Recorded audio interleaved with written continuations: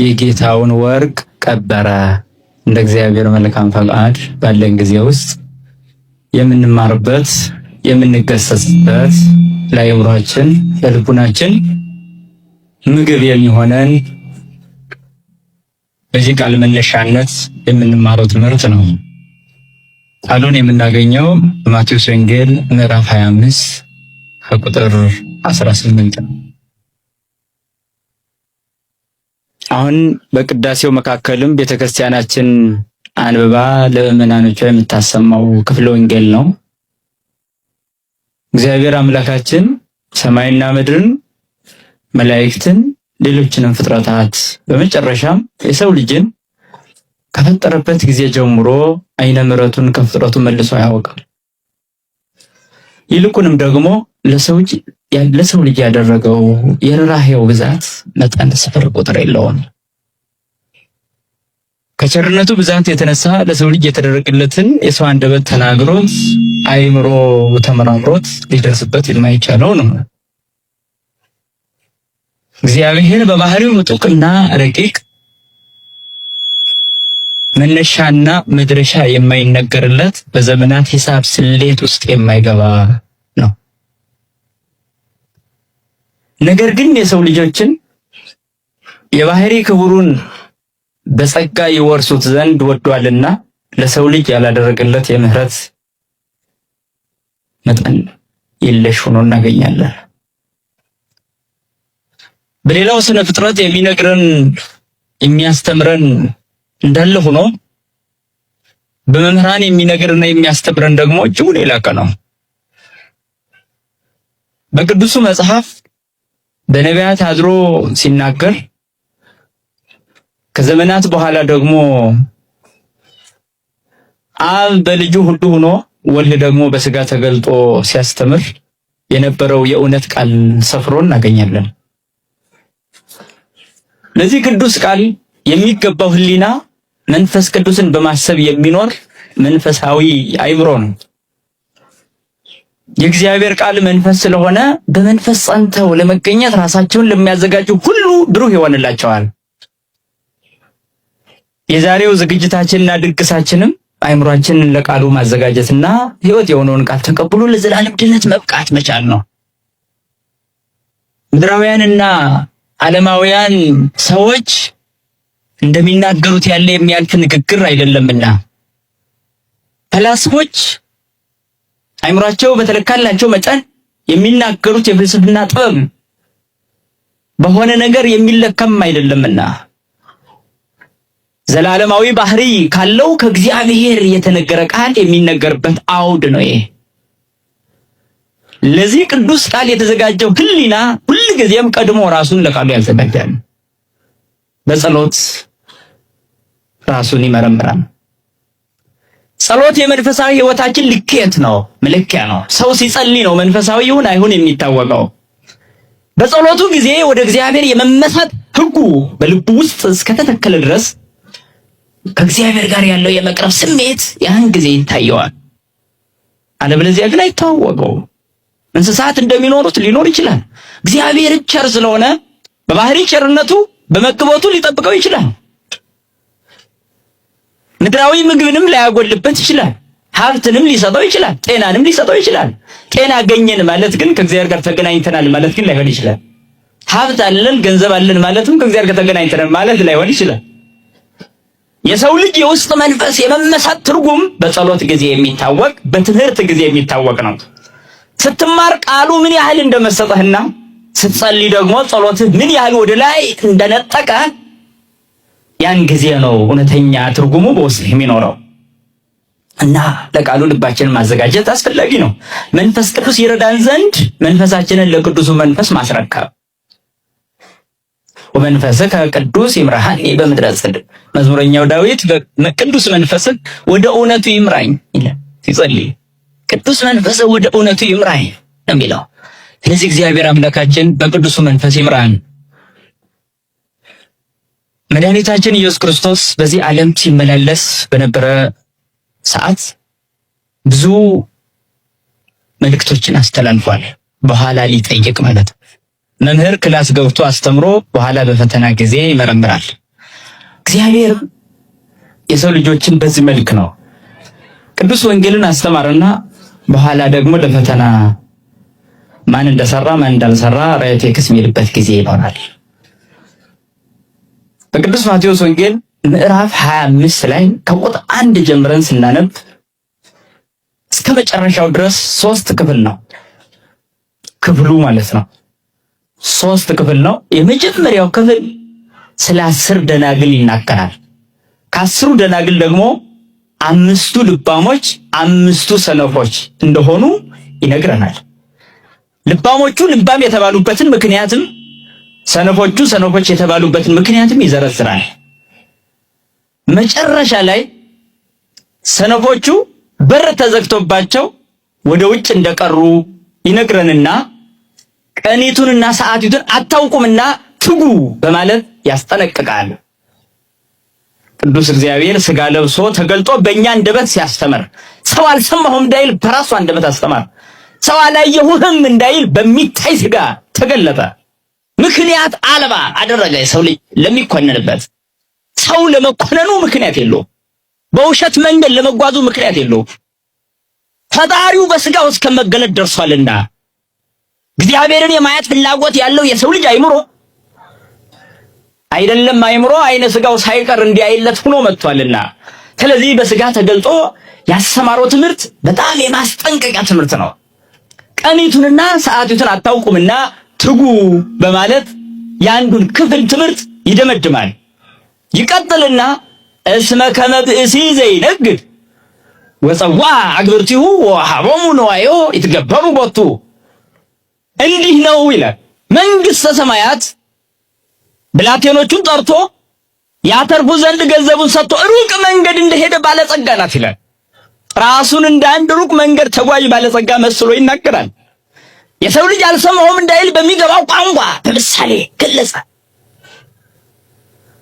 እስኪ ወገኖቼ ልብ በሉ፣ አስተውሉ። እግዚአብሔር ምን ያህል ሥጋችንን እስከ መልበስ ብቻ ዝቅ ያለ አይደለም፣ ቋንቋችንን እስከ መጠቀም ዝቅ አለ። ለኛ በሚረዳን መልኩ ለማስተማር በጣም ዝቅ ያሉ ምሳሌዎችን ሳይቀር ተጠቀመ።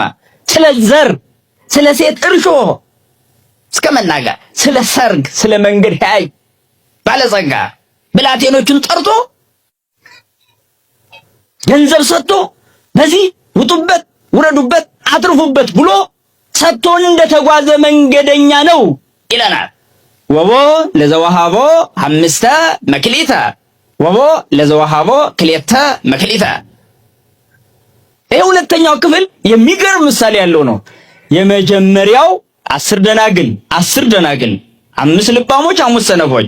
ሁለተኛው ደግሞ ለብላቴኖቹ ገንዘብ ሰጥቶ እንዲያተርፉበት አዞ ሩቅ መንገድ እንደሄደ ባለጸጋ ብሎ 5 የተቀበለ 2 የተቀበለ 1 የተቀበለ ሰው 3 ነገሮችን ይጠቅሳል።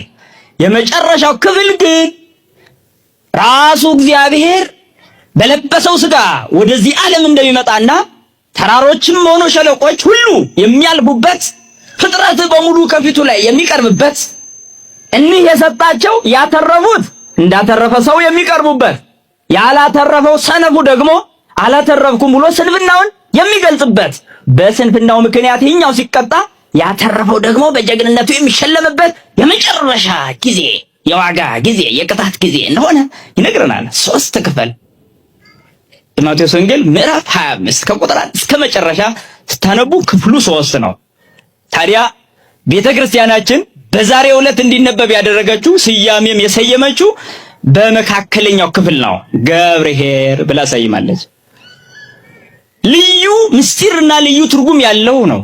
የመጀመሪያዎቹንም የመጨረሻዎቹንም የሚጠቀልለው ትርጉም መካከል ላይ ያለው ነው።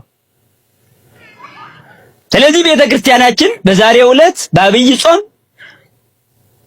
በገብርኄር ሳምንት ሁሉም ይሄ ነገር እንዲነበብና እንዲተረጎም አደረገች። በእነዚህ ቀናት ግን እየተመላለሱ ብዙ የወርሃዊ በዓላትም ሊውሉ ይችላሉ። እዛው ታማኝ አገልጋይና ራሷን የእግዚአብሔር ባሪያ ብላ የጠራች ቅድስት እናታችንን በዛሬው ዕለትም እናገኛለን።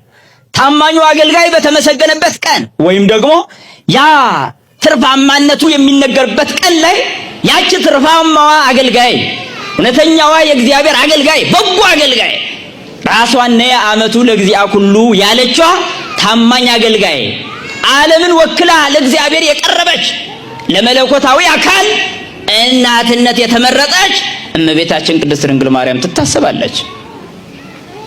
ታማኝ አገልጋዮች ይታሰባሉ። በዚህ ዓለም እንደ እመቤታችን ታማኝ ሆኖ የተገኘ የለምና የመጀመሪያይቱ ሴት ታማኝ አልነበረችም። ሰነፍ አገልጋይ ነበረች። ሰነፍ ባሪያ ነበረች። ማን? ሔዋን። በዛሬው ዕለት የምትታሰባ ሁለተኛይቱ ሔዋን ግን ታማኝ አገልጋይ፣ በጎ አገልጋይ ናት። እና እናታችን ቅድስት ድንግል ማርያም እንዲሁ እናተርፍ ዘንድ በሕይወታችን ሁሉ አትለየን። እንግዲህ ቅዱስ እግዚአብሔር በቃሉ እንዲህ ብሎ ይነግረናል። መካከለኛውን ክፍል ያዙልኝ፣ ምሳሌውን መጀመሪያ ያዙልኝ። ምን ይላል? ሩቅ መንገድ እንደሄደ ሰው ለብላቴኖቹ ያተርፉ ዘንድ ገንዘብ ሰጥቶ እንደሄደ ሰው ነው ይላል። ለአንዱ ስንት ሰጣለ? እየመለሳችሁ ለሁለተኛው፣ ለሶስተኛው በሉ ያዙልኝ። መልካም። የመጀመሪያው 5 የተቀበለው ሰው ምን ያደረገ መሰላችሁ? ወሆረ ዝኩ ዘሐምሰ መካልየ ነሳ ወረባ ዲቤሆን ሐምሰ መካልየ። 5 የተቀበለው ወጣ ወረደ፣ ሌላ 5 አተረፈ። ስንት ሆነ? 2 የተቀበለው ወጣ ወረደ፣ ሌላ 2 አተረፈ። ስንት ሆነ? 1 የተቀበለው ሄደ፣ መሬት ቆፈረ፣ ወርቁንም ቀበረ። ስንት ሆነ? ምን አላችሁ? በጣም ጥሩ። እሺ እኒህ 3ቱ ሰዎች እነማን ናቸው? እንግዲህ ጌታው ሊቆጣጠራቸው መጣ። አሁን ከባዱ ይሄ ነው። ሩቅ ሀገር እኮ ነበር ሄደው። ምን ነው ባልጠበቁት ሰዓት መጣ። ሩቅ ሀገር የሄደው ያ ጌታቸው መጣ፣ ባለጸጋው መጣ። ወአሐዘ ይትሐሰቦሙ ወእምድረ ብዙ መዋዕል አተወ እግዚኦሙ ወፀዋዐ ግብርቲሁ ወአሐዘ ይትሐሰቦሙ። ያ ባለጸጋ ተመልሶ መጣ፣ ሊቆጣጠራቸውም ጀመረ። ወሆረ ዝኩ ዘሐምሰ መካልየ ነሳ ወይቤ ናሁ ሐምስ መካሊ ዘወሀብከኒ ወረባይኩ ሐምሰ መካልየ። 5 የተቀበለው ቀረበ፣ በደስታ በፈገግታ ወደ ጌታው ቀረበ። ለምን? አትርፏልና፣ የጌታውን ቃል ጠብቋልና ቀረበ። ምን አለ ይነዳ? ጌታ ሆይ እነሆ 5 መክሊት ወርቅ ሰጥተኸኝ ነበረ፣ ወጥቼ ወርጄ ያተረኩት 5 ይኸው 10 አድርጌያለሁ አለ። ጌታውም ደስ አለው፣ በዚህ በጎ አገልጋይ ደስ አለው። ምን እንዳለ ታውቃላችሁ? ኦ ገብርኄር ወገብር ምእመን ባ ዘበውሁድ ምእመነ ኳንከሪ በብዙ ሰይመከ ባ ውስተ ፍስሓሁ ለእግዚእከ። ምን እንዳለ ሰምታችኋል? አንተ ታማኝ በጎ አገልጋይ፣ በጥቂቱ የታመንክ በብዙ ላይ እሾምሃለሁና ወደ ጌታ ደስታ ግባ አላችሁ። ከቃሉ ጋር ናችሁ? መልካም። እንግዲያውስ ተዘጋጁ፣ ወደ ጌታ ደስታ ግባ። ለምን? ታማኝ ስለሆንክ። ለምን? በጎ ስለሆንክ።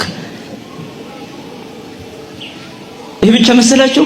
ወከማሁ ዘሄ ክልኤተ መካልየ ነሣ። 2 የተቀበለውም ቀረበ።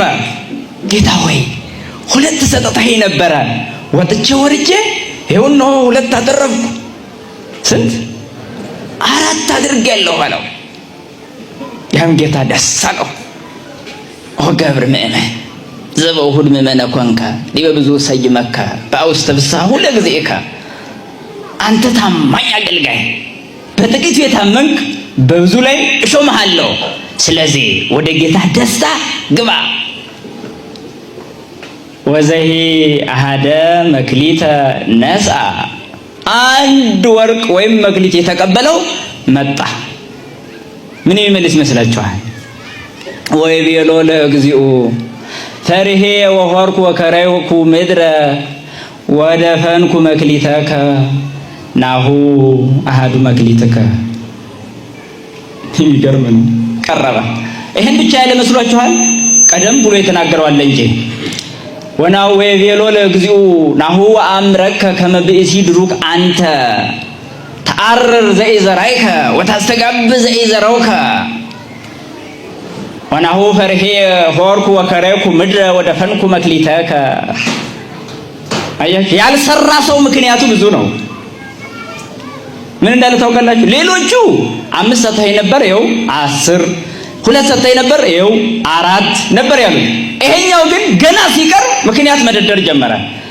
ምን አይነት ምክንያት? በጣም የሚገርም ምክንያት። አንተ ካልበተንክበት የምትሰበስብ ካልዘራህበት የምታጭድ ጨካኝ ሰው መሆንህን አውቃለሁ። ስለዚህ ሌባ ቢሰርቀኝ፣ ወንበዴ ቢቀማኝ፣ ቀጣፊ ቢያታልለኝ ኋላ ምን ሆናለሁ ብዬ ፈርቼ ሄድኩና መሬት ቆፍሬ ይኸው ገንዘብህን ቀብሬያለሁ። ወናሁ ንዋይከ ይኸው ገንዘብህ እቹ አንዲቷ ናት። ይኸው አለ። አለመስራት ሌላ፣ አለማድረግ፣ አለመውጣት፣ አለመውረድ፣ አለማትረፍ ሌላ። ስንብን ምን አመጣው? ምክንያት መደርደርን ምን አመጣው? የማይሰራ ሰው ሁሌም ለምክንያት ጊዜ ይሰጣል፣ ለንግግር ጊዜ ይሰጣል። የማይሰራ ሰው የሰነፍ ሰዎች መለያ ንግግር ማብዛት፣ ምክንያት ማብዛት፣ እግዚአብሔርን ማማረር ነው መለያቸው። የሚሰሩ ሰዎች ሁሌም በእግዚአብሔር ደስተኞች ናቸው። ሐዘንም ቢገጥማቸው፣ መከራም ቢገጥማቸው፣ በሽታም ቢገጥማቸው፣ የንብረት ውድመት፣ የገንዘብ ክስረት ቢገጥማቸውም እንኳ እግዚአብሔርን ያመሰግኑታል። ሰነፎች ግን ለማማረር አፋቸውን ሁሌ እንደከፈቱ ይኖራሉ። ይህ ሰው መውጣት መውረድ ማትረፍ ሲገባው 1 ተቀብሏል፣ 2 ማድረግ ነበረበት። ቀርቦ ግን ምን አለ?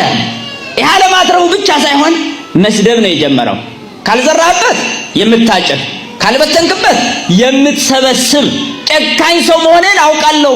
ስለዚህ ሌባ ሰርቆብኝ፣ ወንበዴ ቀምቶኝ፣ ቀጣፊ አታሎኝ ጠብታብኝ በኋላ መጥተህ እንዳትቆጣኝ ምን አደረኩ አለ? ሂጄ መሬት ቆፍሬ ቀበርኩ አለ።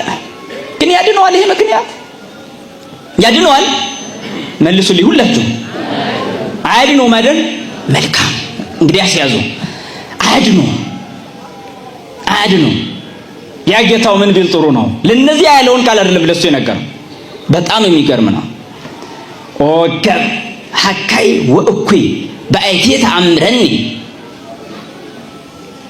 ዘአርር ዘኢዘራውኩ ወአስተጋብ ዘይዘራይኩ።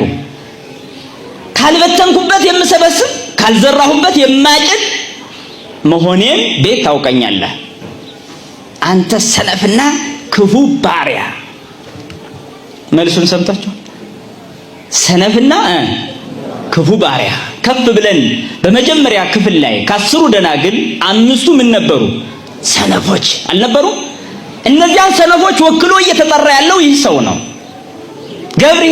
ገብረ ምእመን የተባሉ ታማኝ አገልጋይ የተባሉት 2ቱ ደግሞ 5ቱን ልባሞች ወክለው ነው እየተነገሩ ያለው። የነዚህ ደግሞ በ3ኛው ክፍል ላይ ክርስቶስ በግርማ መንግስቱ በመጣ ጊዜ እኩሌቶቹን በቀኝ እኩሌቶቹን በግራ ያቆማል ይላል።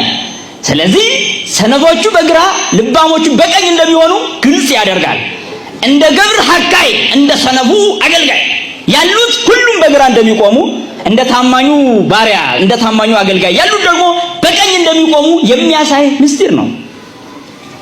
እንዲህ ይልና ጌታቸው በጣም የሚገርም ነገር ይናገራል። ምን ይላል? በጣም የሚገርመው ይሄንን ገንዘብ ወስዳችሁ 10 ላለው ስጡት፣ ለዘቦ ይሁቦ ወይወስክቦ ወለዘሰ አልቦ ዘሂቦ ይሐይድዎ።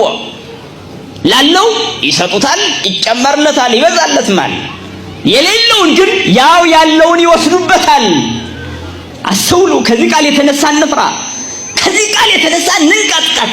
ከዚህ ቃል የተነሳ ልባችን ስብር ይበል፣ ህሊናችንን ቁርጥ ይበል። ልብ በሉ ምን ይላል ቃሉ? በጣም የሚገርም ንግግር ነው። ላለው ይሰጡታል፣ ይጨመርለታል።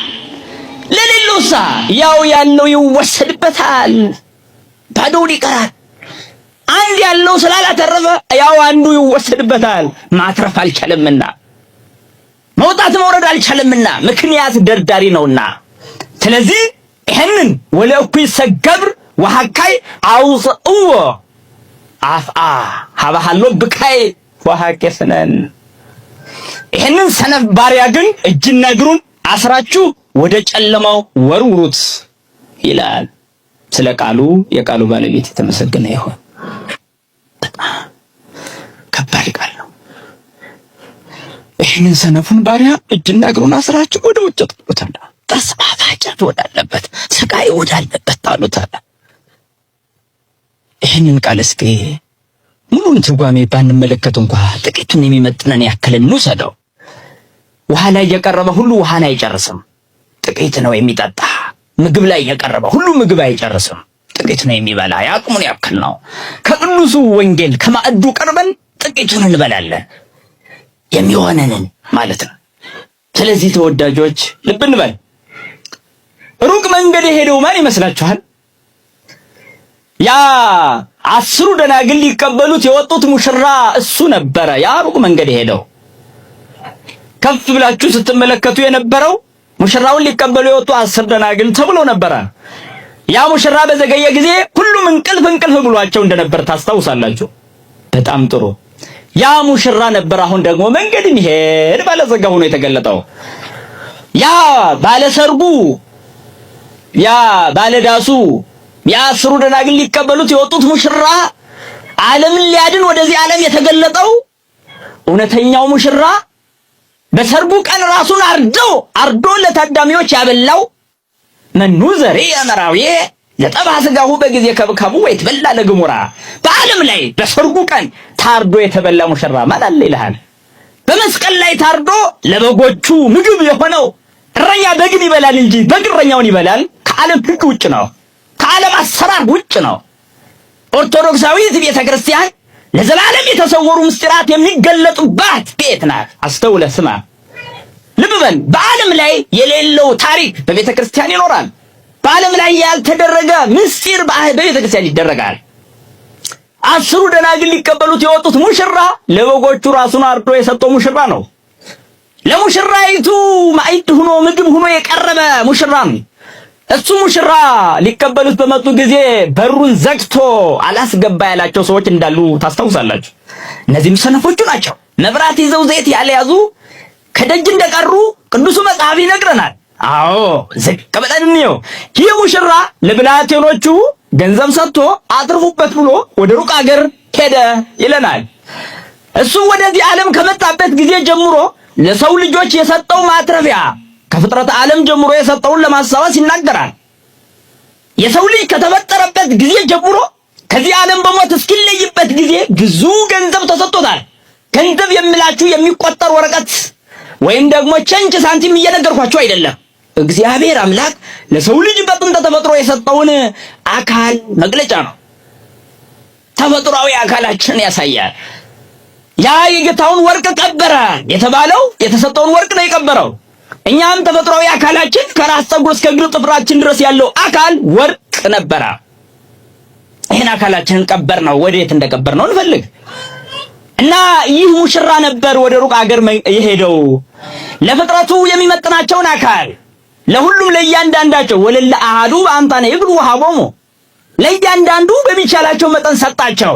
አጭርም ይሁን ረጅም፣ ቀጭንም ይሁን ወፍራም እያንዳንዱ ሰው የሚመጥነው አካል ተሰጥቶታል። ረጅሙ በአጭሩ እንዳይቀና፣ አጭሩም በረጅሙ እንዳይቀና፣ ወፍራም በቀጭን፣ ቀጭን በወፍራም መቅናት የለም። ይህ በሌለበት እግዚአብሔር ለእያንዳንዱ የሚችለውን ያክል አካል ሰጥቶታል። የእያንዳንዱን አካል በሃይማኖት የመጠበቅ ግን የሱ ድርሻ ነው። የእያንዳንዱን አካል በቅድስና መጠበቅ ግን የሱ ድርሻ ነው። ታዲያ የጌታውን ወርቅ የቀበረው ሰነፉ እዚህ ጋር እንፈልገዋ። 5 ይቀበል፣ 2 ይቀበል፣ 1 ይቀበል፣ በጥቅሉ በዚህ ዓለም ያለንን ሰዎች የሚወክሉ ሰዎች ናቸው እነዚህ በምሳሌ የተገለጡት። ሩቅ መንገድ ሄደ የተባለው እግዚአብሔር ምን ያህል ከሰው ልጆች አይምሮ በላይና ከፈላስፎች ሕሊና የራቀ መሆኑን ያመለክታል። ሩቅ መንገድ ሄደ ማለት ፍጡራን በማያውቁበት ባህሪ ይኖራል ማለት ነው። ሀበይ በጽሖ ሕሊና ሰብ ወይ ዘመላእክት አይምሮ የመላእክት አይምሮ የሰዎች ሕሊና የማይደርስበት ተብሎ ይነገራል ማለት እግዚአብሔር በዚህ ዓለም ያሉ ተመራማሪዎችም ሆነ አዋቂዎች ሳይንቲስቶች ጥቂት እንኳን ማግኘት የማይችሉት ሩቅ ነው እግዚአብሔር። ስለዚህ እግዚአብሔር ሩቅ መንገድ ሄደ ማለት ሰውን ፈጥሮ ነገር ግን በባህሪው ባይታወቅነት ይኖራል ማለት ነው። አስተውሉ። ሰውን ፈጥሮ ነገር ግን በሰዎች አይምሮ ልኬት አይደለም የሚኖረው፣ በሩቅ ባህሪው በረቀቀ ባህሪው ይኖራል።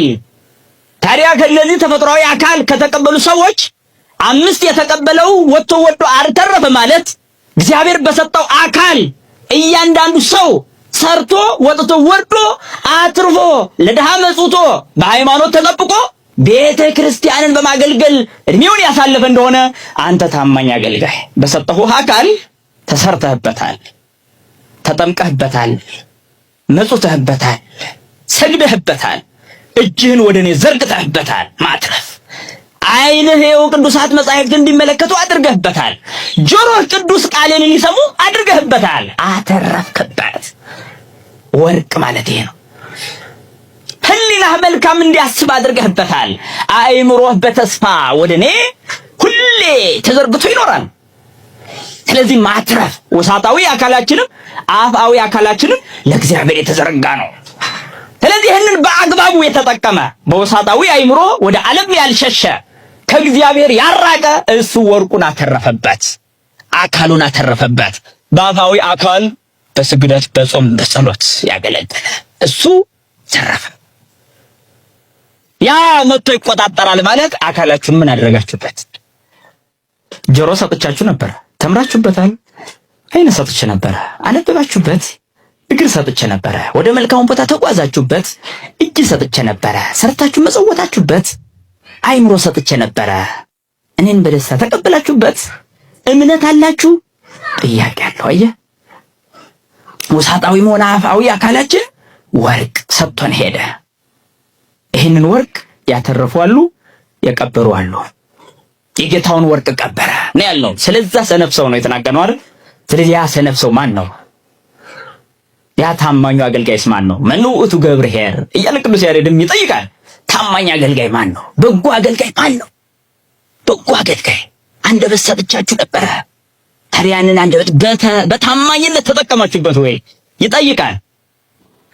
5 ይቀበል 2 ይቀበል ሁሉም እንዳቅሙ ተቀብሏል። ማትረፍ ግን የሱ ነው። እያንዳንዳችን ከእግዚአብሔር ባገኘነው አካል ደስተኛ መሆን አለብን።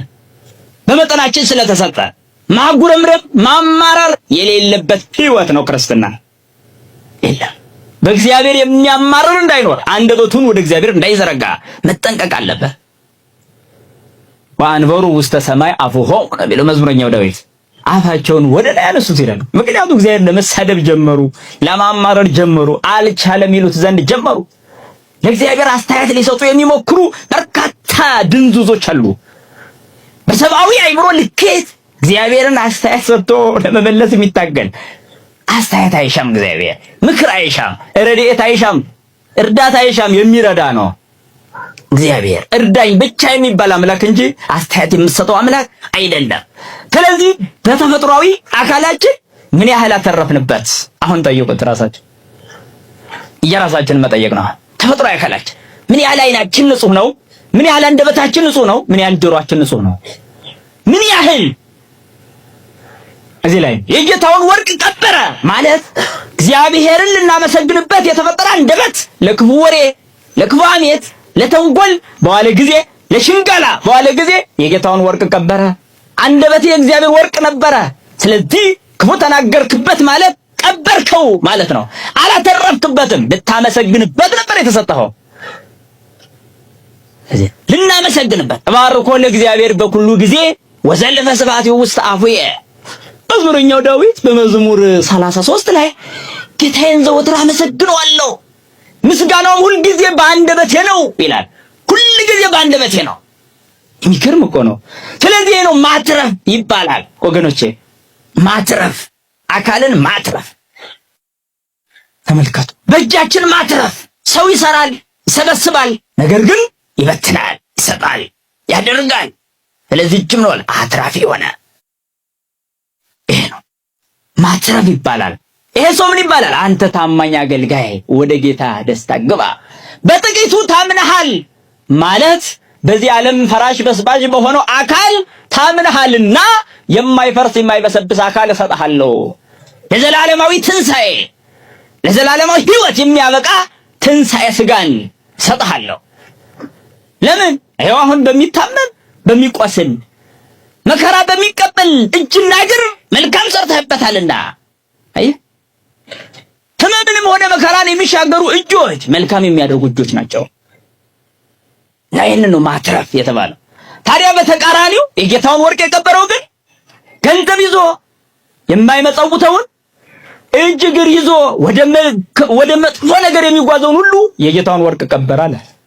ውስጣዊ አይምሮውን ለክፉ ነገር የተጠቀመውን ወንድሙን ለመጥላት ብቻ ውስጡ የሚያመላልሰውን ይሄው የጌታውን ወርቅ ቀበረ ይባላል። ስለዚህ ነው አካሉ ለክፉ ነገር ተጠቅሟልና ይህ ሰው የጌታውን ወርቅ ቀበረ። ታዲያ ምን ብሎ ይመልሳል? እንዲህ አይነት የቀበረው ሰው ግን ሲመልስ አካል ሰጥቶት ሳለ ምክንያት የሚፈጥረው አንተ ካልዘራህበት የምትፈትን ማለት ምንም መልካም ባንሰራም እንኳን በቸርነት ልታድነን ስለምትችል ስለዚህ ባልሰራም ምንም አይደለም ብዬ ነው ብሎ ስንፍናውን ይገልጻል። አይደለም፣ እንደዛ አይደለም። ስራ እንድንሰራበት የተሰጠንን አካል በስንፍና ምክንያት ነገ ምክንያት ለመደርደር ብለን መተኛ የማይገባ መሆኑን ይናገራል። እኔ አካል ሰጥቼ ሳትሰሩ ጽደቁ ያልኩበት ጊዜ መቼ ነው ብሎ ይመልሳል። ሳትሰሩ ጽደቁ መቼ አልኩኝ? የኔ ቸርነት የሚጨመረው ስራችሁ ላይ ነው። ሰው የሚችለውን እንዲያደርግ ነው የተፈጠረው። ስለዚህ ነው አካልን ወርቅ ብለን ጠራ ነው በቅዱስ መጽሐፍ። አካሉን ምን አደረገ? ክፉ ሰራበት። ይሄ መቅበር ይባላል። ሁለተኛው ጠባያዊ አእምሮ ነው ወርቅ የተባለው። አምስትም ሆነ ሁለት የተቀበሉ አንድ የተቀበለ ማለት ጠባያዊ አእምሮ የተፈጠረለት ሰው ማለት ነው። ጠባያዊ አእምሮ ማለት የሰው ልጅ ሲፈጠር በመጀመሪያ የተሰጠው አእምሮ ነው። ይሄ ተፈጥሯዊ አእምሮ ማለት ነው። እግዚአብሔር ሰውን ሲፈጥር እንደ ሌሎቹ ፍጥረታት ያለ አእምሮ የፈጠረው አይደለም። እንደ እጽዋት፣ እንደ አይባን፣ እንደ ድንጋዮች ወይም እንደ እንስሳት ያለ አእምሮ አልፈጠረውም። የእያንዳንዱ ሰው ውስጥ አእምሮ አለ። ይሄ ተፈጥሯዊ አእምሮ። ተፈጥሯዊ አእምሮ ምን ይሰራል ከተባለ እምነትን፣ ሃይማኖትን፣ ክፋትን፣ ደግነትን ከመምረጥ በፊት በተፈጥሮ ለሁሉም ሰው የሚሰጥ አእምሮ ነው። ይሄ ተፈጥሯዊ አእምሮ ማለት ሃይማኖት ባይኖራቸውም እንኳን አእምሮ የሌላቸው ሰዎች የሉ። ሃይማኖት ከጠባያዊ አእምሮ የተነሳ ነው የምናገኘው። አባታችን አብርሃም በጠባያዊ አእምሮ ተመራምሮ እግዚአብሔርን እስከ ማግኘት ደርሷል። የሰው ልጆች በጠባያዊ አእምሮ ተመራምረው እውነትን እንዲያገኙና ሰማይ ምድሩን የፈጠረውን እግዚአብሔርን እንዲያመልኩ ይፈልጋል። ስለዚህ ሰው ጠባያዊ አእምሮ ያለው ነው። ነገር ግን ይሄ ጠባያዊ አእምሮ ከሃይማኖት በፊት በተፈጥሮ ላለ ሰው ሁሉ የሚሰጥ የሚገኝ ያለ ነው። እስመ ክልኤፍናሁ ለአእምሮ የአእምሮ መንገዱ ሁለት ነው። በአእምሮ ዘይቀድማ ለሃይማኖት ወቦ ዘይትወለድ እምኔሃ። አእምሮ ማለት ሁለት አይነት ነው ይለናል ማሬሳክ። አንደኛው ከሃይማኖት የሚቀድም አእምሮ አለ ይላል። ሁለተኛው ደግሞ ከሃይማኖት የሚወለድ አእምሮ አለ ይላል። ልብ በሉ አላችሁ፣ ከቃሉ ጋር ናቸው። ስንት አይነት አለ አለ?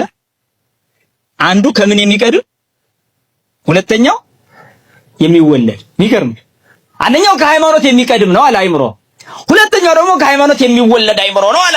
ያዝ ከፍ በለሽ። ከሃይማኖት የሚቀድም አእምሮ ማለት ምን ማለት ነው? ከሃይማኖት የሚወለድ ማለትስ ውእቱኬ አእምሮ ጠባያዊ። ከሃይማኖት የሚቀድም አእምሮ ማለት ጠባያዊ አእምሮ ነው፣ ተፈጥሯዊ አእምሮ ነው። ውእቱኬ አእምሮ ጠባያዊ ይፈልጥ ሰናየ እምኩይ።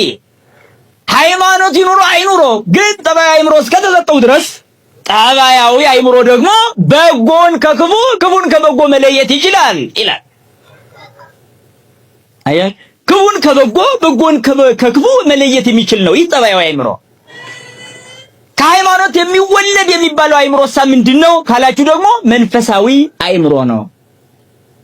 መንፈሳዊ አእምሮ ማለት ከዚህ ዓለም አልፎ ማወቅ መቻል፣ የዘላለማዊን ሕይወት ጉዳይ ሳይቀር ቅዱሳት መጻሕፍት በነገሩን መሰረት የምንቀበለው መቀበልና በቅዱሱ መንፈስ የሚገለጥልን ዕውቀት እሱ መንፈሳዊ አእምሮ ይባላል። ልብ በሉ። ከሃይማኖት የሚቀድመው በሁሉም ሕዝብ አለ። ከሃይማኖት የሚወለደው ግን በእውነተኛይቱ መንገድ ለሚጓዙ ብቻ የተሰጠ ነው። ስለዚህ ጠባያዊ አእምሮአችን መንፈሳዊ አእምሮአችን ምን ይባላል? ወርቅ ይባላል። 5 2 የተቀበለ 1 የተቀበለ ማለት ጠባያዊ አእምሮ የተሰጠው ሁሉም እንደየአቅሙ በተፈጥሮ ተሰጥቶታል ነው። ያን አተረፈበት ማለት በጠባያዊ አእምሮ ተመራምሮ ሰማይና ምድርን በፈጠረው በእግዚአብሔር የማምለክ ሂደቱን ያመለክታል። ወርቁን ቀበረ ማለት ደግሞ ጠባያዊ አእምሮ ተሰጥቶ ሳለ ሳይጠቀም ቀርቶ በክደት ይዋልላል ማለት ነው። ወርቁን ቀበረ፣ አእምሮውን ቀበረ፣ የግለሰቦች ተከታይ ሆነ፣ አእምሮውን አጣ። በራሱ ፍላጎትና ስሜት ሲነዳ የተፈጠረለትን አእምሮ አጥቶ ከፈጣሪው ተለይቶ ይኖራል። ይሄ የጌታውን ወርቅ መቅበር ነው። አእምሮአችን የእግዚአብሔር ወርቅ በእኛ ውስጥ ያለ ነው። እሱን ማጣታችን አእምሮአችንን ማጣት ነው። ይሄን አእምሮ ማጣት እግዚአብሔር ማጣት ነው። ስለዚህ ወደ እግዚአብሔር ለመሄድ የሚታገል ጠባያዊ አእምሮ አለን። ይሄንን ጠባያዊ አእምሮ ነበር ሰው እያጣ ያለው እየተወሰደበት ያለው በዝማኔ ምክንያት፣ በገንዘብ ምክንያት፣ በጥላቻ በቂም በቀል ምክንያት፣ በጭንቀት ምክንያት ጠባያዊ አእምሮ እየተወሰደበት ይገኛል። ወርቁን ቀበረ። አየህ፣ ተስፋ የሚያርፍበት ይህ አእምሮ ነው። ሰላም የሚገኝበት ይህ አእምሮ ነው። ፍቅር የሚሰፍንበት፣ አንድነት የሚኖርበት ይህ አእምሮ ነው። ይህ በጠፋ ቁጥር ሰላም የለም፣ ፍቅር የለም፣ አንድነት የለም። በትዳር ውስጥ መልካም አርአያ የለም። ልጆችን በሃይማኖት የማሳደግ ስሜት የለም። አእምሮ የለምና ይሄ ጌታውን ወርቅ ቀበረ። ሰነባሪያ ማለት ይሄ ነው። ሰነባሪያ አእምሮን ከመጠበቅ በላይ ትልቅነት፣ አእምሮን ከማስወሰድ በላይ ልቅነት፣ ውርደት የለም። ለሰው ልጅ ትልቁ ወርቅ፣ ትልቁ ዕንቁ አእምሮ ነው። ይህንን አእምሮ ሰው እያጣ ይገኛል። ገንዘብ ቢኖርህም እንኳ አእምሮ እስከሌለ ድረስ አትጠቀምበትም። ስልጣን ቢኖርህም እንኳ አእምሮ እስከሌለ ድረስ አትጠቀምበትም። ቤት መኪና ሙሉ ሊኖር ይችላል፣ አእምሮህ ግን የለም፣ ተወሰደ። ለዛ ነው ኦርቶዶክሳዊ አስተሳሰብ ከእያንዳንዳችን ሕሊና ጠፍቶ ወንድም እንኳን ደባይድ የሚታየው። እግዚአብሔር መጥቶ ሊቆጣጠረን እንደነገረን ሰምታችኋል። ሰጥቻችሁ ነበር አእምሯችሁ። ለምንድን ነው ግለሰብ የተከተላችሁበት? ለምንድን ነው የተዋረዳችሁበት? ለምንድን ነው ከፍታን አታችሁ ዝቅ ያላችሁበት? በዚህ አእምሮ እኮ ትጠቀሙ ነበር የሰጠኋችሁ። አእምሮ እንደሌላቸው እንስሳት። ለዚህ ነው ቅዱሱ መጽሐፍ እንዲህ ይለናል፣ ሰብእሰን ዘክቡር ውእቱ ኢያእመረ ወኮነ ከመ እንስሳ ዘአልቦ ልብ። ሰው በጠባያዊ አእምሮ የከበረ ነበረ፣ ነገር ግን ጠባያዊ አእምሮ እንደሌላቸው እንስሳት ሆነ። ልብ እንደሌላቸው እንደ ፈረስ በቅሎ ሆነ። ለዚህ ነው የሚንጠላጠለው ሰው። ለዚህ ነው ከሚስት በላይ የሚበልገው። ለዚህ ነው ከባልዋ በላይ ሌብነትን የምትፈጽመው። አየው፣ አእምሮ ማጣት እንደ እንስሳ አደረገን። ከራስ ገንዘብ ውጭ ሌላን መመኘትና በወንድምህ ሀብት መቅናት፣ የሁሉ የመጣው ከአእምሮ ማጣት ነው። ምን አደረጋች? የጌታውን ወርቅ ቀበረ። ይሄ ሰው አስተውል። አእምሮ ቢኖረን ኑሮ ዘላለማዊ እግዚአብሔርን በቅን ልቡና የመከተል ስሜታችን የበለጠ ከፍ ይለን ነበረ። ነገር ግን በምድራዊ አስተሳሰብ የወረደ ሕሊና እግዚአብሔርን የማግኘት ድሉ የወረደ ነው። አያችሁ፣ ሁሉ ጊዜ አእምሯችን ወደ ላይ ከፍ እንዲል ነው ቤተክርስቲያናችን የምታስተምረው። ላይለ ይኩን ሕሊናክሙ በሰማይ ያያሉ ልብክሙ። ሕሊናችሁ በላይ ይሁን፣ ልባችሁን በሰማይ ይኑር። ምን አይነት ግሩም አነጋገር ነው! ልባችሁ በሰማይ ይኑር ምን ማለት ነው? አካላችን በምድር እያለ እንኳን ልባችን በሰማይ ይሆናል። ለምን? በስደት ሀገር ሆኖ ሀገሩን የማይናፍቅ ማን ነው ከናንተ? ማን ነው የተወለደበትን ሀገር የማይናፍቅ? የተገኘበትን እትብቱ የወደቀበትን የማይናፍቅ ከናንተ ማን ነው? ኧረ ማንም ካላችሁ እንግዲያውስ ሀገራችን ይሄ አይደለም። ሀገሬ የሚመስለው ካለ እዚህ ምድር ላይ ሀገር የለውም። ኦርቶዶክስ ላይ ነው ሀገሩ። ወለነሰዘ ውስተ ሰማይ ሀገረና ይልሃል ሐዋርያው ቅዱስ ጳውሎስ። ምስክር ከፈለክ እኛስ ሀገራችን በሰማይ ነው አለ። ስለዚህ ሀገርህን ትናፍቃለህ ማለት ነው። አየህ፣ በምድር ላይ በምናረጋቸው ነገሮች ረክተን አናውቅም፣ አያረካንም። ጠግበን አናውቅም፣ አንጠግብም። ለዚህ ነው ቅዱሱ መጽሐፍ ይለናል፣ በላይክሙ ወይ ትጸግቡ፣ በላችሁ አትጠግቡም፣ ሰተይክሙ ወይ ትረዊው፣ ትጠጣላችሁ አትረኩም፣ ትለብሱ ወይ ትመውቁ፣ ትለብሳላችሁ ግን አይሞቅም ብሎ ይናገራል። ምን ማለት ነው? በዚህ ዓለም ለበስን ብትሉም እንኳን ብርዱ አይቀርም፣ በላን ብትሉም እንኳን ረሃቡ አይቀርም፣ ጠጣን ብትሉም እንኳን ጥምአ ነፍሱ አይቀርላችሁም ማለት ነው። ስለዚህ አይምሮ እስካለ ድረስ ወደ ላይ ከፍ ማለትን ያመጣል። አስተውሉ ኦርቶዶክሳውያን፣ ከዚህ ዓለም ልክስክሶች ጋር አትልከስከሱ። አጋንንት ጋር አያችሁ፣ ኮብላይ ባሪያ ጋር ምን ያልከሳክሰናል? ኮብላይ ባሪያ ጥፉ ገብ ኮብላይ ባሪያ ማለት ከእግዚአብሔር የኮበለለ ባሪያ። ዲያብሎስም እንጂ መልአክ ነበረ፣ ዲያብሎስም እንጂ የእግዚአብሔር ቅርብ ነበረ። ነገር ግን ኮብላይ ባሪያ ሆነና ወደዚህ ዓለም ተጣለ። እኛም እሱን ተከትለን አይምሯችንን አጣንና ወደዚህ ዓለም ተወረወር። ነገር ግን ምሕረቱ ብዙ ነውና የሰው ልጅን እንደወደቀ ይቅር እንደጠፋ በዛው ጠፍቶ ይቅር አላለም። መጣና እረኛችን ሊፈልግ ተገለጠ። በዚህ ዓለም በጨለማ ውስጥ ስንድበሰበስ አገኘን። በጎቹ እረኛ አጥተው ተቀበዝብዘው ነበር። እንዘ ከመ አባግዕ ትሳኰዩ ወይእዜኒ ግቡ ሀበ ኖላዊክሙ ወዐቃቢ ኀለ ነፍስክሙ እናታለ ሐዋርያው ቅዱስ ጴጥሮስ እንደጠፉ በጎች ተቀበዘበዙ ነበረ ይለናል። እንደጠፉ በጎች ተቀበዘበዙ ነበረ። አሁን ግን ወደ እረኛችሁ ግቡ ተመለሱ ተባለ። አያችሁ፣ ይህንን ጠባያዊ አይምሮ ዲያብሎስ ተረክቦት ይጫወተው ነበረ። አንዳንዱን ድንጋይ ሲያስመልክ፣ አንዳንዱን ወንዝ ሲያስመልክ፣ አንዳንዱን ዶሮ፣ በግ፣ ፍየል ሲያስመልክ፣ አንዳንዱን ዘንዶ ሲያስመልክ ነበር። ከፍ አለ ያሉ ደግሞ ከፍ ብለው ፀሐይ፣ ጨረቃን ያመልኩ ነበረ። ነገር ግን እግዚአብሔር እንድንጠፋ አልፈለገምና እረኛችን ተገለጠ። የእስራኤል እረኛ ሆይ አድምጥ ያለው መዝሙረኛው ነብይ እንዴት ተፈጸመ? አድምጥ፣ እግዚአብሔር የኔ ዋንቆ ዘያጣኒ ያለው የነብዩ ቃል ተፈጸመ። እግዚአብሔር እረኛዬ ነው የሚያሳጣኝ የለም አለ። አየህ፣ በጠባያዊ አይምሮዬ ተመራምሬ ደርስበት ዘንድ ተሰጥቶኝ ሳለ ነገር ግን በሰይጣን ምክር ተታልዬ ወደቅሁ። እረኛዬ ግን መጥቶ አቀፈኝ፣ የሚያሳጣኝ የለም፣ በለመለመ መስክ ያሳድረኛል ይለናል። ልምላሜ ነፍስ የሚገኝበትን የቤተ ክርስቲያን መሰረት ያመለክታል። አስተውሉ ወገኖቼ፣ እንደ ጠፉ በጎች ትቅበዘበዙ ነበር። አሁን ግን ወደ እረኛችሁ ወደ ነፍሳችሁ ጠባቂ ተመለሱ አለ። በምንድን ነው የምንመለሰው? በአይምሮ። ይሄን አይምሮ ካጣን እንዴት እንመለሳለን? እጅ እግራችን መልካም የሚሰራ ቢመስልም እንኳ አይምሯችን እስከጠፋ ድረስ እግዚአብሔርን የማግኘት ዕድላችን በጣም አናሳ ነው። እግዚአብሔር የሚያድረው በአይምሯችን ነው። መንፈስ ቅዱስ የሚያርፈው በአይምሯችን ውስጥ ነው። ስለዚህ ይህንን አይምሮ የቀበረው ስንቱ ነው? አይምሯችን አልተቀበረም?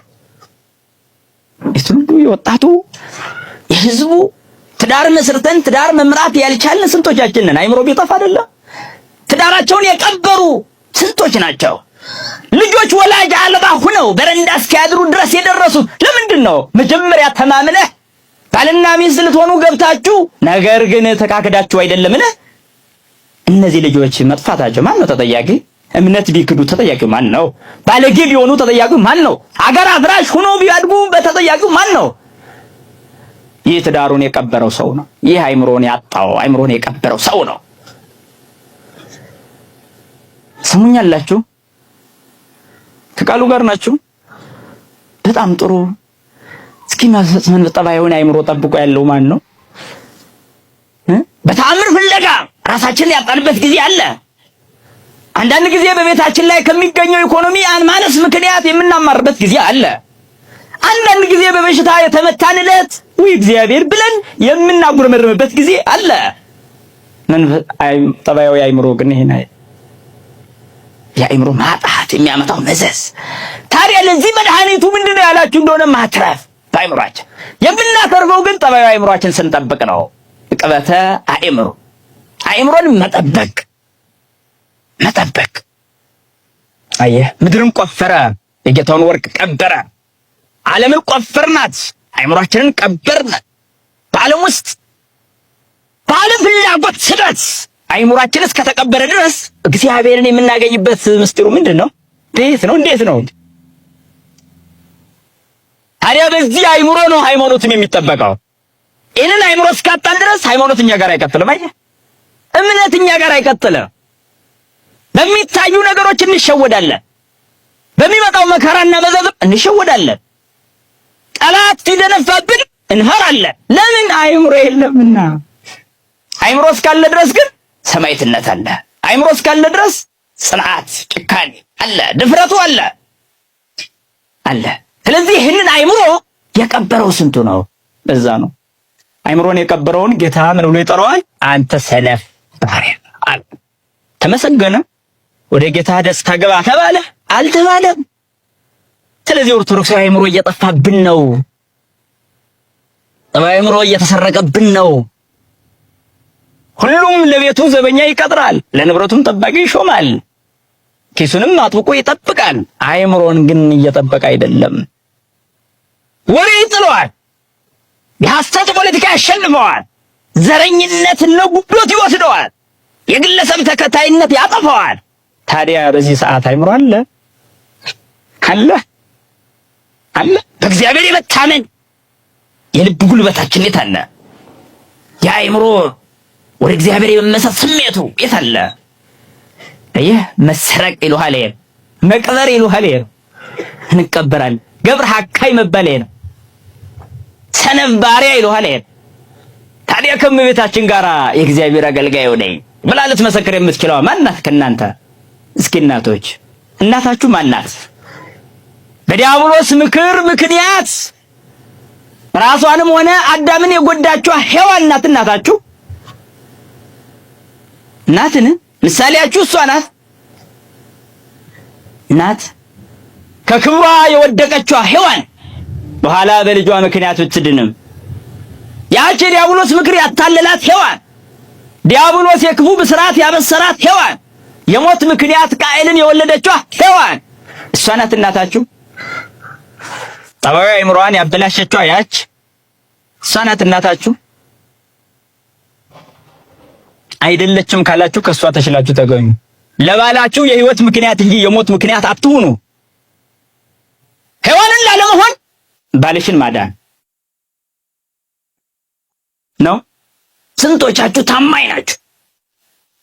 ብዙ ጥፋትና ክፍተት ቢኖርበትም እንኳ ባልዋን ልታደል የምትታገለው ሰማዕት ማናት ከናንተ? ታማኙ አገልጋይ ማናት ከናንተ? ቤተ ክርስቲያን በኔም ትተርፋለች ብላ የምታስበዋ ጀግና ሴት ማናት ከናንተ? ልጇን በሃይማኖት የምታሳድገዋ ያች ጀግና ሴት ማናት? እስኪ የመጀመሪያይቱ ሔዋን አይደለሁም ካልሽ ሁለተኛይቱን ሔዋን ለመሆን ሞክሪ። ሄሮድስ ልጇን ሊገልባት በረሃውን ሁሉ በመከራ ስትንከራተት የነበረችዋን እናት እሷን ትሆኛለሽ። ምክንያቱም የዓለምን አደራ ተሸክማ መጥታለችና። ክርስቶስ የዓለም አደራ ነው። እግዚአብሔር አብ ልጁን ወደዚህ ዓለም ያድነው ዘንድ ልኮታልና መድኃኒትን ተሸክማ ሸሸች። ሕይወትን አዝላ ሸሸች፣ ለዓለም መድኃኒትን ታተርፍ ዘንድ። አየህ፣ ይህችን እናት ማመስገን የማይችል ፍጡር ማን ነው? ስለዚህ እናትስ መመስከር የማይፈልግ ልቡና ምን አይነት ልቡና ነው? ይህችን እናትስ መውደድ ያልተፈቀደለት አይምሮ ምን አይነት አይምሮ ነው? ምክንያቱም የዓለም መድኃኒቱን አደራ በማህፀኗ ተሸከመች። ይህ ብቻ መሰላችሁ? በበረት ወለደች። ይህ ብቻ መስሏችሁ ነው? ወደ ግብጽ ይዛ ሸሸች እንጂ ከክፉ ዓይን ሰወረች። ሁሉን ከመከራ የሚሰውር እግዚአብሔርን ተሸክማ እሷ ግን በመከራ ተንከራተተች። ከዓለም ድህነት ምን ያህል እንደተሳተፈች እያያችኋት ነው። እችን ቅድስት ለዛ ነው መልካም መዓዛ ያለበት ሽቶ ባለ ያ ዕቃ ሁሌ ሽቶ እንደማይጠፋ መለኮታዊ መዓዛ የማይለያት እናት አስባችኋል አይደለም? ቅድስት ድንግል ማርያም በክርስቶስ ያመኑ በስሙ የተጠመቁ ምዕመናን ስጋውና ደሙን ተቀብሎ ሁልጊዜ መለኮታዊ መዓዛ ይሸታሉ። ምዕመናኑ ከፍ ያለ ሕይወት ይኖራሉ። በአግባቡና በትክክሉ የኖሩ እንደሆነ ክርስቶሳዊ መዓዛ ይለያቸውም ምዕመናን። ይገርም እኮ ነው። ስለዚህ እናቶች ምሳሌ የምታደርጓት ይችን ነው። ያለ አባት የወለደችውን በድንግልና ያስገኘችውን የድንግልና ጡቷን ያጠባችውን ልጇን ለዓለም እንሆ አለች። መስዋዕት ሆኖ ይቀርብ ዘንድ እያለቀሰች ተቀበለች። በሆድሽ ሰይፍ ያልፋል አላት አረጋዊው ስምዖን። እውነትም ነው፣ ያ ሰይፍ በሆዷ አለፈ። ያ የሐዘን ሰይፍ የሚቆራርጥ ሐዘን በልቧ አለፈ፣ በሆዷ አለፈ። የእናትነት ሐዘን መድኃኒቱ ግን ያደርግ ዘንድ የመጣውን አይተውምና በመስቀል ላይ ከፈለ። ከምድር ከፍ ባልኩ ጊዜ ሁሉን ወደ እኔ ስባለው ብሏል። ጠባያዊ አእምሯቸውን ጠብቆ ወደሱ ለሚቀርቡት ሁሉ በሩን ከፈተ። ዓለም በሙሉ ወደሱ ይሰበሰብ ዘንድ ጠራ። ዝቅ ብሎ አይደለም የተሰቀለው፣ ከፍ ብሎ ነው። ለምን? ዓለም በሙሉ ያየው ዘንድ። ከፍ ብዬ በተሰቀልኩ ጊዜ ሁሉን ወደ እኔ ስባለው ባለው ቃሉ መሰረት እኛ ኦርቶዶክሳውያን ወደሱ የመሳባችን ዝንባሌ ጎልቶ የሚታይብን ሰዎች ነን። ስለዚህ የምትድንበትን የመዳን በር ሰጥቶ ሳለ በግለሰቦች ተረትና ምሳሌ ጠፍተህ እንዳትቀር መጠንቀቅ አለብህ። ገንዘብና ሀብት ንብረት በሙሉ ነገ ምንም መልስ ሊሰጡ አይችሉም። ለዛ ይህንን ህብረት ነው የሰጠን። ከእናቱ ጋር ምን አደረገን? ወስዶ አዳደረገን፣ አቀረበን። ለቅዱስ ዮሐንስ እንኋት እናትህ ብሎ ሰጠ። ስለ እመቤታችን እንናገር ዘንድ ትፈቅዳላችሁ? አሁን ፈቅዳለን ካላችሁ በዚህ ብላቴና አንደበት አይደለም በመላእክት ተነግሮ የማይዘለቅ ምስጢር በውስጡ አስቀምጧልና ምን እንላለን? የልጇን ምስጢር እሷ በልቧ ደብቃ እንዳስቀመጠችው የድንግል ማርያምን ምስጢር ምዕመናን ሁሌም በልባቸው ደብቀው ይኖራሉ። ወትወዲው ሰልባ በልቧ ውስጥ ተጠብቀው ነበር። ስለዚህ ስለ እመቤታችን ያለንን ምስጢር በልባችን እንጠብቀዋለን። የምንናገረው ጥቂቱን ነው። ሰማይ ወምድር ይስብሑኪ እስመ ለፈጣሪሆሙ በከርስኪ ጾርኪዮ። ሰማይ ምድር ያመሰግኑሻል፣ በሆድሽ እነሱን የፈጠራቸውን ተሸክመሻልና። መላእክት ወሊቃነ መላእክት ይስብሑኪ፣ መላእክትም ሊቃነ መላእክትም ያመሰግኑሻል። ይገርም እኮ ክሩቤል ወሱራፌል ይስብሑኪ እስመ ለመስተጽእኖሙ በዘባንኪ ሀዘልክዮ። ክሩቤልም ሱራፌልም ያመሰግኑሻል፣ በጀርባቸው የሚኖረውን እሱን አንቺ ደግሞ በጀርባሽ አዝለሽዋልና ይላል። ጉዳዩ እንዲህ ቀላል አይደለም ወገኖች። ታማኝ አገልጋይ ናት እመቤታችን። ስለዚህ ታዲያ እናቶቻችን እስኪ ታማኝ ሁኑ። ለትዳራችሁ ታማኝ በሆናችሁ ጊዜ የታመኑ ልጆችን ታፈራላችሁ። አይምሮ ጠባያቸውን ጠብቁላቸው። ጠባያዊ አይምሯቸውን ጠብቁላቸው። ልጆቻችሁ የስልክ ናቸው፣ የእናንተ አይደሉም። የቴሌቪዥን ናቸው፣ የላፕቶ በቃ ትርክን ያስለምድናቸው። አይምሯቸው ግን የወላጅ አይደለም። ወደ እግዚአብሔር ቀና የሚል አይምሮ ፍጠሩላቸው። ብዙዎቻችን መውለድ እንጂ ማሳደግ እየቻልን አይደለምና፣ ስለዚህ ነው ታማኝ አገልጋይ ማን ነው? የጌታውን ወርቅ ያልቀበረ ማን ነው? እግዚአብሔር ልጅህን ወርቅ አድርጎ ሰጠህ፣ አንተ ግን በእውቀት ማሳደግ ሲገባ በድንቁርና ቀበርከው። ልጅህን ቀበርከው። ስታጎርስ ስታለብስ የምትወድ ትመስላለህ፣ አይደለም፣ አትወደውም። አይምሮን እስካልጠበቅክለት አትወደውም። እግዚአብሔር ገላውን ነው የሚፈልግን፣ አይደለም አይምሮን ነው። የልጆቻችን ጠባዩ አይምሮ ሳይቀር የተቀበረ ነው። ወላጅ በዚህ ተጠያቂ ነው። መጽሐፍ እንዲህ አላለም ነበር? ብዙ ወተባዙ ወምልእዋ ለምድር አላለም ነበር ብሏል እንጂ። ታዲያ ይሄን ምድር ነበር እንድንሞላ የታዘዝነው ነበር። ይሄንም አሕዛብ ይሞሉታል፣ ከአንድ በላይ ስለሚያገቡ ይሞሉታል። አረ ይሞሉታል። አንተ እንድትሞላ የታዘዝከው መንግሥተ ሰማያትን ነው። ዘር መተካት ሲልህ ምን ማለት ነው? አንተ ዘር መተካት ምን ማለት ነው? ላንጉቶ እየወለዱ መኖር ነውን? አይደለም። ዘር መተካት ለመንግሥተ ሰማይ ነው። ለምን? 100 ነገድ ነበርን። ታዲያሳ ከ100 ነገድ አንዱ ጠፋ። መላእክት 100 ነገድ ሆኖ ተፈጥረው አንዱ ሲጠፋ የሰው ዘር ተተካ። ያ የሰው ዘር መንግሥተ ሰማያትን የሚሞላ ነገድ እስኪሆን ድረስ በዚህ ዓለም ይኖራል። ዘር የምንተካው ለመንግሥተ ሰማይ ነው፣ ለዚህ ዓለም አይደለም። ለሚጠፋው ለሚያልፈው ምን አሳስቦን? ዘር መተካት ማለት ቅዱሳንን ማፍራት ማለት ነው። ወንበዴ ማፍራት አይደለም። ሌባ ማፍራት፣ አጭበርባሪ ማፍራት አይደለም። ሱሰኛና የአይምሮ ጥገኛ ትውልድ ማፍራት አይደለም። ዘር መተካት ይሉሃል ቅዱሳንን ማፍራት ነው። ይኸውልህ ወንጌል ተዘራ፣ አንተ ደግሞ አፍራ። እስኪያስ ከዚህ ህይወት ነው የራቀን። አይምሮ ጠባያችን ጠፍቷል። ጠባዩ አይምሮአችን ተሰጥቷል፣ ተቀበረ። በዚህ ምክንያት ደግሞ ለቅድስና የተመረጡ ልጆቻችን ሳይቀር በእኛ ንዝህላልነት ይቀበራሉ። የወላጅ መጨቃጨቅ፣ የአባት የእናት ጉርምርምታ፣ የእርስ በርስ ሁከት ልጆቻቸውን አእምሮ በሙሉ በድሏል። አየህ፣ መከባበር አልባ ትዳር፣ መፋቀር አልባ፣ መተማመን አልባ ትዳር የማይታመኑ ልጆችን ያፈራል። ስለዚህ ጠባያዊ አእምሮአችን እንድንጠብቅ ያዛል መጽሐፍ። በዚህ ጠባያዊ አእምሮአችን ነው ነጻ ፈቃዱ ያለው፣ ውሳኔው ያለው። ወደ እግዚአብሔር የመቅረብ ስሜታችን ጎልቶ የሚታየው በዚህ አእምሮ ነው። አየህ፣ ስለዚህ በዚህ ነው ሃይማኖትን የምናገኘው። ሃይማኖት ትልቁን ወርቅ እናገኛለን። አየህ፣ ወደ እግዚአብሔር የምንቀርብበት መሰላል እሱ ነው፣ እምነት ነው። ይሄ ነው ተአምራትን የሚፈጽመው፣ ይሄ እምነት ነው። በተጠበቀ አእምሮ ውስጥ ያለው እምነት እግዚአብሔር ያደርግልኛል የሚለው የግል ጥንካሬያችን ከእግዚአብሔር ሬቱ ጋራ ምን ያህል ኃይል እንዳለው ብታውቁ ኑሮ በዚህ ዓለም ላይ ባሉ ሰዎች አትቀኑም ነበር። ስለዚህ ወገኖቼ እንዲህ እየቀናን የምንኖረው ለምንድን ነው? በምድራውያን ምን ያህል ከፍ ያለ መንፈስ እንደተሰጠን ታውቃላችሁ? ስለዚህ ነው አእምሮአችን እየረከሰ እየተቀበረ የሚኖረው። ለምን ይሆን? ሐዋርያው ቅዱስ ጳውሎስ ወኢትትመንሰው በፍትወት ከመ አረሚ እለ ይአምሩ ለእግዚአብሔር፣ እግዚአብሔር ይኑር አይኑር እንደማያውቁ አረማውያን በስጋዊ ፍላጎት አትጥፉ ይላል። እግዚአብሔርን እንደማያውቁ በስሙ እንደማይጠሩ አረማውያን በፍትወት አትጥፉ፣ በፍላጎት ብዛት አትጥፉ።